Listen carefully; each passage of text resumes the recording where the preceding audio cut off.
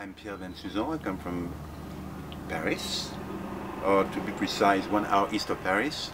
And I just came to California to buy a van to tour with.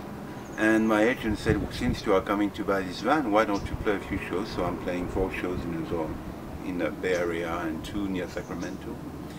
And I return home and I finish producing my upcoming new album, which is going to be my first solo live album.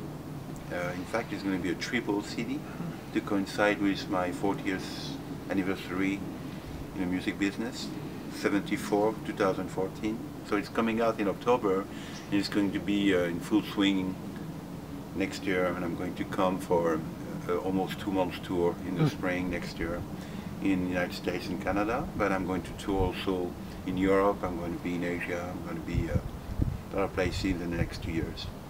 So I come for that.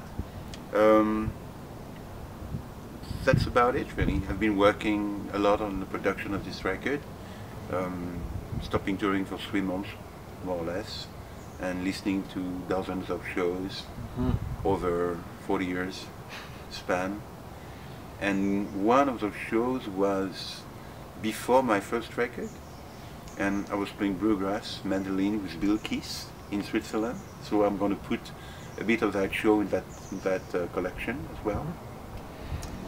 And everything else is oh, there is 2 tracks with Jordan Rudess, the keyboardist from Dream Theater. We've been playing together in France, in the north of France, in this beautiful theater, for a great project that I had. So I'm very happy that the music came about like that.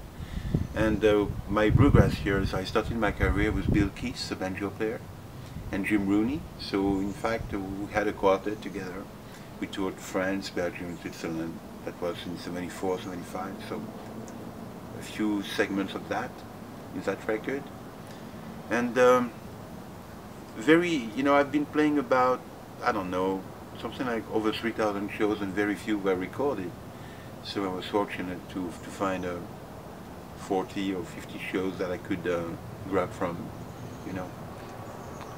Are these recordings that you had yourself, or did you put out a call for people who might have some that... It has been both ways. So when some people knew I was doing this, said, oh, by the way, do you remember we did record that show you did? I said, please send it to me. I'd be glad to listen to it.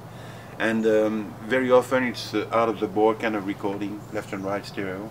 You know, not much you could do, really. And also some multi-track recordings that I did in my 2 last tours in the United States with my Macintosh on stage and Pro Tools. So that was good because we could have a bit more flexibility with the sound this way. You know? Do you have any of the material when you were using looping? A bit, yes, yes. But it was almost the end of that.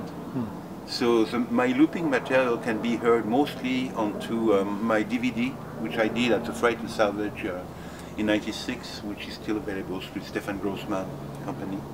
And also at another live concert which I did with saxophonist Didier Malherbe, that we did in Paris, called Live in Paris. And I use the looping quite a lot there. I use it mostly to create textures and improvise on the top of, you know, guitar segments, creating accompaniments. But I stopped looping mostly. Although I just got one recently because I was missing it. But in fact, I think it's much more interesting to do it all at once. It's more. I learn more, in fact. You know, I learn more, and I don't like to be depending on things to function, you know. And when I was using all those loops and equipment, I felt that I could not play without it.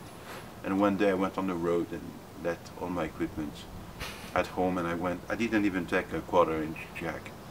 I just took my guitar and I thought, if I'm not able to play music with just that, I should do something else. It was very challenging, very difficult. Yeah, I think when I saw you doing looping, you were using like 2 TC units, you had a big rack, and there was quite a bit of stuff. Yeah. Now my back hurts. You know. But it was great. I'm so happy I went through all this phase, but you know. Right. And on the earliest material, are you also playing in DADGAD, or was that before you had it? It's all that. No, one tune is in another tuning. Everything else is in DADGAD. Yeah, that's true. Yeah, I've been playing in DADGAD since I started to play really. So, but in '78 I made the choice to really switch to DADGAD and no longer play other tunings, including standard tuning. DADGAD became my only tuning of reference, and I started to really study my fretboard like that. Right, right. And when you do the tour coming up to promote the record, are you going to be playing material from all of those years? Yeah, yeah. I'm going to play some material from that record and new things. It's a lot of music. It's over 3 hours. Each record is like 65 minutes. So, you know, it was not planned to be a triple CD. It was planned to be just a live CD, and then I had more material that I could put into one CD, so it became a double CD, and then it became a triple CD. And then I said, we stop there. Right, right. You know. Right. And is there any, are you including like a video disc or any kind of no, not this television time. or something? I think it will be another project, which will be all video and concerts, videos and stuff like that. Right. But in that record, there are two audio which comes from 2 videos. So it's just the audio. I just took the audio from the video. The sound was quite decent, you know. Right.